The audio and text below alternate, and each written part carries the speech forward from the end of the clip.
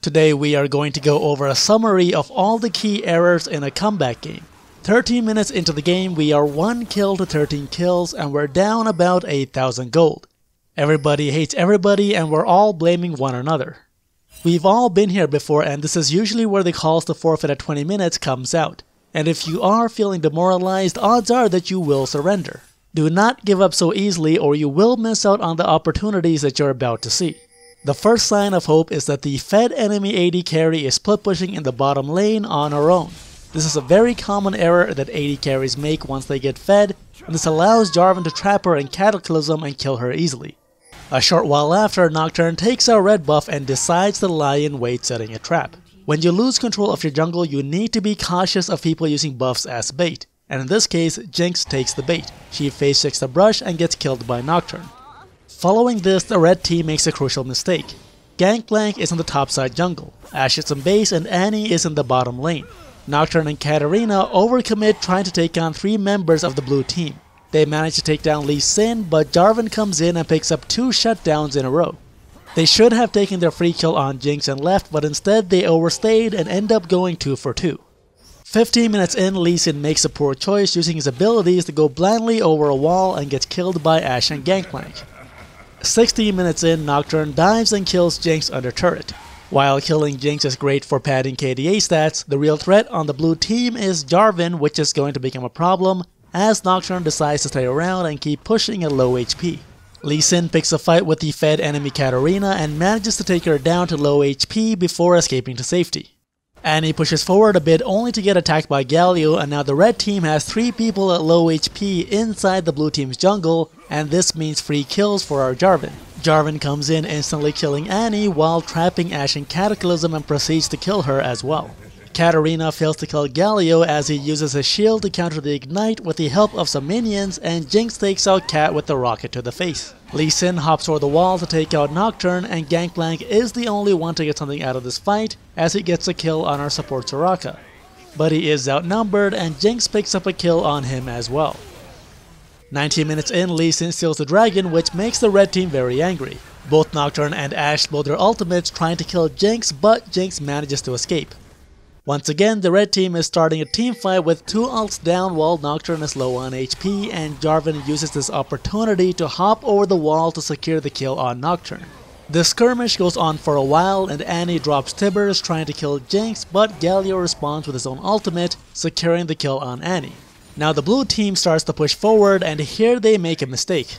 Jarvan goes up top to clear the minions in the top lane while Jinx, Galio, and Soraka remain at mid to take out the mid enemy turret, with Soraka having no HP to heal her teammates.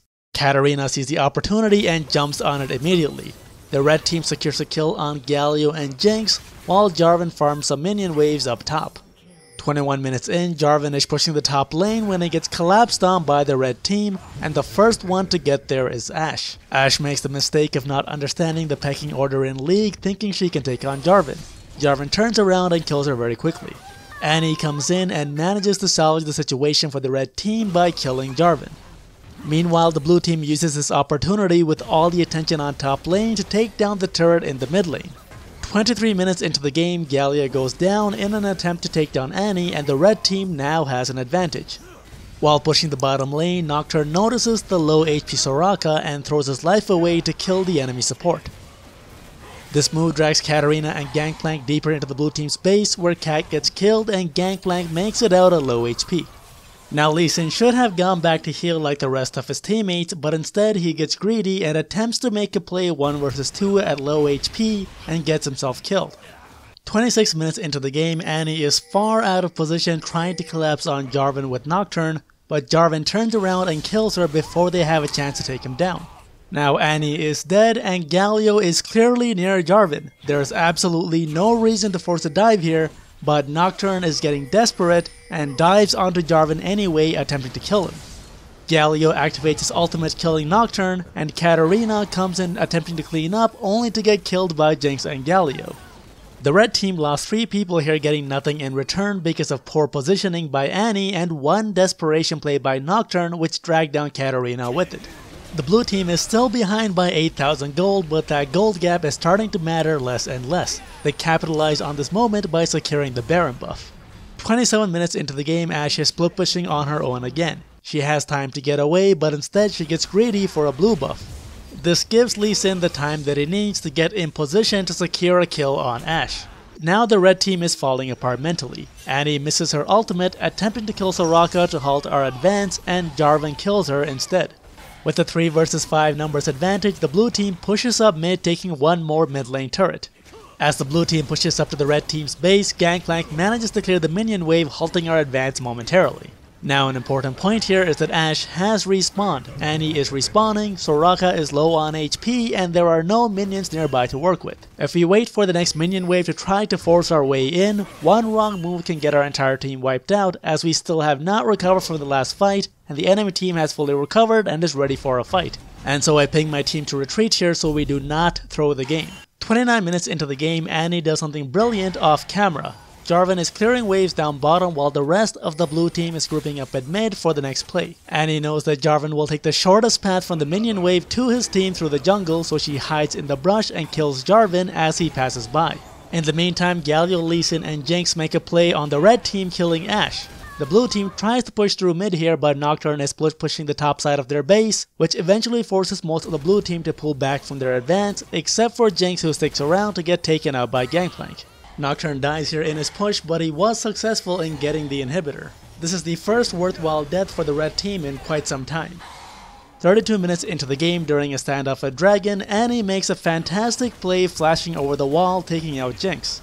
Nocturne should have left this for Annie to handle, but he blows his ultimate unnecessarily and puts himself in harm's way, and he gets killed as a result. And so the red team quickly loses 2 members of their team in exchange for 1 member of the blue team.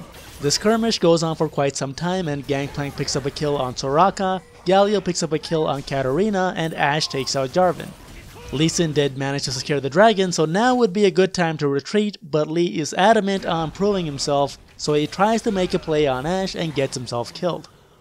33 minutes into the game, Ashe is once again in the blue team's jungle on her own. She attempts to make a play on Soraka, but Soraka manages to survive here. In the ensuing teamfight that follows, a large number of people die here, but ultimately the red team gets aced, while Soraka and Jarvan survive on the blue team. Had the red team not been separated at the beginning of this fight, this could have been a clean kill on Soraka, followed by a 5 vs 4 push for the red team. The blue team was also separated as well, but Jarvan and Jinx arrive well before Gangplank and Nocturne, and that's what makes the difference here. They're able to use the low HP Lee Sin as bait to take out Gangplank and Nocturne. 35 minutes into the game, Galio tanks Annie's ultimate, then Galio and Jarvan combine their ultimates on Ashe, killing her quickly. In the teamfight that follows, 4 members of the red team die while everyone on the blue team survives. Afterwards, the blue team continues their push up the mid lane. There weren't any major errors here, but there is a major error in what follows. 36 minutes in, when Ashe respawns, she sees a large minion wave in the bottom lane and goes to clear it. An AD carry in the bottom lane this late into the game is generally taken as a green light on Baron for the opposing team, and so the blue team takes the Baron buff knowing that there will be no AD carry threat from the enemy team. By the time Ashe arrives, it is too late, and the blue team has made off with the Baron buff. 38 minutes into the game, Nocturne is split pushing the top lane without making sure he knows where everyone on the blue team is, and as a result he gets killed by Jinx and Jarvan. Now it should be obvious that the blue team is coming for the Elder Dragon, but Annie puts herself in a danger spot anyway, attempting to kill someone on the blue team, and she dies as well. After this, the blue team chases off the red team and proceeds to secure the Elder Dragon. 40 minutes into the game, Soraka is split pushing in the top lane, which is one of the worst things that you can do as a support. This acts as a green light for the red team to engage, and so Nocturne ults onto Jarvan, Ashe shoots her arrow, and Gangplank calls down his ultimate. This was a smart move by the red team as the numbers advantage overcomes the blue team's Elder Dragon buff. Galio and Lee Sin try to put up a fight, but both get taken down quickly. Jarvan comes in through the side to return a kill on Gangplank, and the blue team has lost 2 members in exchange for 1, and this shuts down their ability to push, rendering the Elder Dragon buff useless. 46 minutes into the game, Annie gets caught and killed while warding the Baron pit. The blue team then attempts to take the Baron buff, but Gangplank manages to steal it with his ultimate. Nocturne activates his ultimate here, and it's a good thing that he did not follow up, or he would have gotten his team wiped out in an unnecessary 4 vs 5 fight. 47 minutes into the game, Nocturne is overextended in the bottom lane without his AD carry or support. While Nocturne does not get caught himself, his positioning does bait Katarina and Gangplank into trying to support him, and Kat gets caught along the way and killed by Jarvan. 49 minutes into the game, the final game-changing play takes place. The red team is split with Nocturne and Ashe in the mid lane while the blue team is doing the Elder Dragon. The members of the red team that do show up get killed by Jarvan.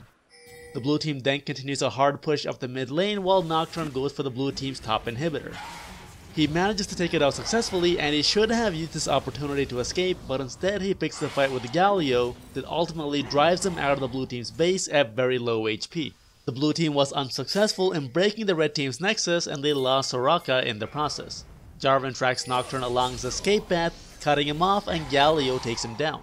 With Nocturne dead and the Elder Dragon secured, the blue team pushes up mid in a 4 vs 4 against the red team for the final fight of the game. Jarvan dives onto Gangplank, popping Guardian Angel, then ults onto Ashe while exhausted, and Ashe takes him out. Jinx then takes out Gangplank when he revives, and Galio pops Ashe's Guardian Angel. Katarina then comes back to take out Jinx, but Galio intercepts with his ultimate, killing both Katarina and Ashe. The blue team then continues their push up the mid lane towards the red team's base. Had Ashe and Nocturne came over to fight for the Elder Dragon 2 minutes earlier, this final sequence of events would not have taken place as they did. The truth is that the red team's players had superior individual performances throughout the game over members of the blue team, which led to their large lead during the early game. However, their lack of coordination, poor positioning, and their inability to work together as a team is ultimately what paved the way for the blue team to make a comeback. The errors that you saw here happen in virtually every single game of League, which is why you want to keep an eye out for them. Exploit them where you can to recover and win the most difficult uphill battles that you will face.